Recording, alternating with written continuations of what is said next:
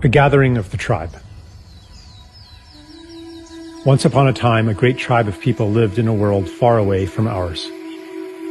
Whether far away in space or in time, or even outside of time, we do not know.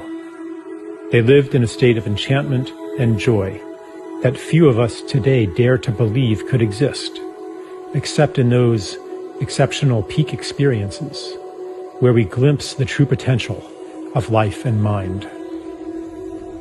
One day, the elders of the tribe called a meeting. They gathered around, and one of them spoke very solemnly.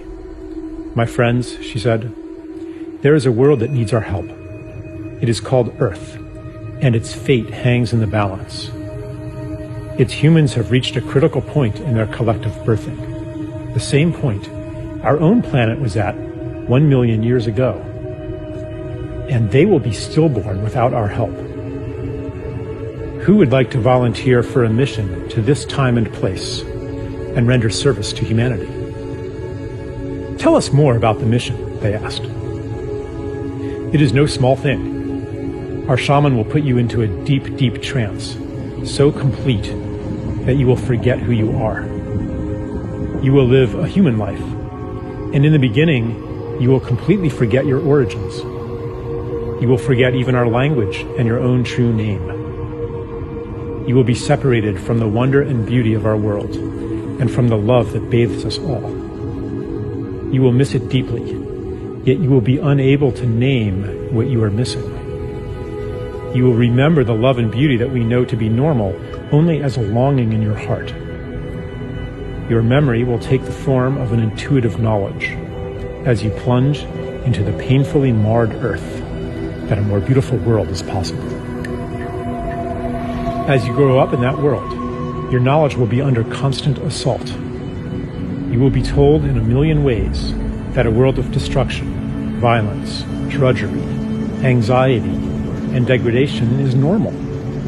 You may go through a time when you are completely alone, with no allies to affirm your knowledge of a more beautiful world. You may plunge into a depth of despair that we, in our world of light, cannot imagine. But no matter what, a spark of knowledge will never leave you. A memory of your true origin will be encoded in your DNA. That spark will lie within you, inextinguishable, until one day it is awakened.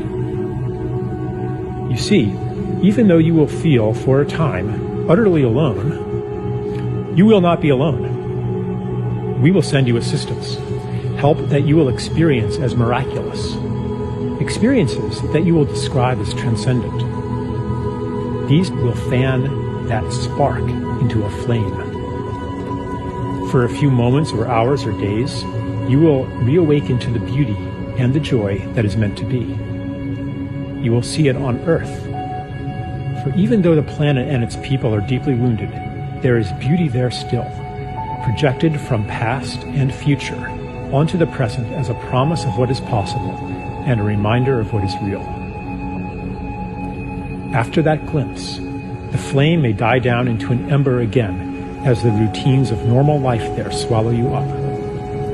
But after each awakening, they will seem less normal, and the story of that world will seem less real. The ember will glow brighter. When enough embers do that, they will all burst into flame together and sustain each other. Because remember, you will not be there alone. As you begin to awaken to your mission, you will meet others of our tribe. You will recognize them by your common purpose, values, and intuitions, and by the similarity of the paths you have walked. As the condition of the planet Earth reaches crisis proportions, your paths will cross more and more. The time of loneliness, the time of thinking you might be crazy, will be over. You will find the people of your tribe all over the earth and become aware of them through the long-distance communication technologies used on that planet. But the real shift, the real quickening, will happen in face-to-face gatherings in special places. When many of you gather together, you will launch a new stage on your journey, a journey that, I assure you, will end where it begins right now. Then, the mission that lay unconscious within you will flower into consciousness. Your intuitive rebellion against the world presented to you as normal will become an explicit quest to create a more beautiful one. A woman said, "Tell me more about the time of loneliness, that we might prepare for it." The elder said, "In the time of loneliness, you will always be seeking to reassure yourself that you are not crazy. You will do that by telling people all about what is wrong with the world, and you will feel a sense of betrayal when they don't listen to you.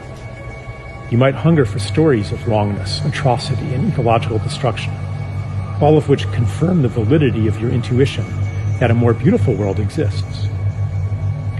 But after you have fully received the help we will send you, and the quickening of your gatherings, you will no longer need to do that, because you will know. Your energy will thereafter turn toward actively creating that more beautiful world." A tribeswoman asked, "How do you know this will work? Are you sure our shaman's powers are great enough to send us on such a journey?" The elder replied, "I know it will work because he has done it many times before. Many have already been sent to Earth to live human lives and to lay the groundwork for the mission you will undertake now. He's been practicing. The only difference now is that many of you will venture there at once. What is new in the time you will live in is that you will gather in critical mass and will each awaken the other to your mission. The heat you will generate will kindle the same spark that lies in every human being. For in truth, each one is from a tribe like ours. The whole galaxy and beyond is converging on Earth, for never before has a planet journeyed so far into separation and made it back again. Those of you who go will be part of a new step in cosmic evolution." The tribesman asked, "Is there a danger we will become lost in that world and never wake up from the shamanic trance?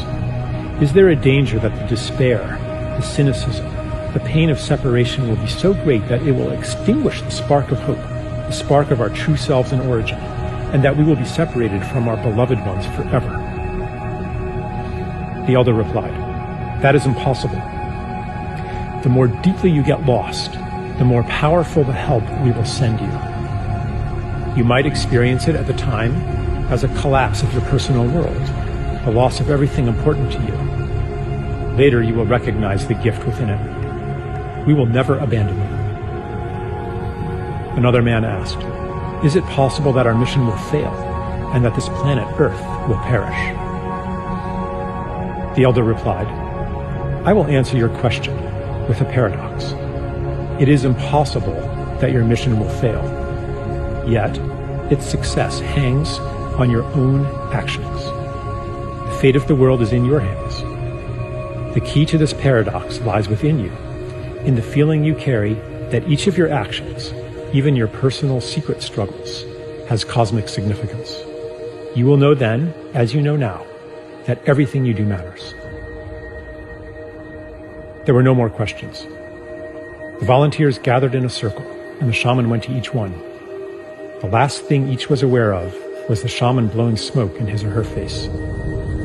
They entered a deep trance and dreamed themselves into the world where we find ourselves today. Here we are. Yeah, here we are. Here we are.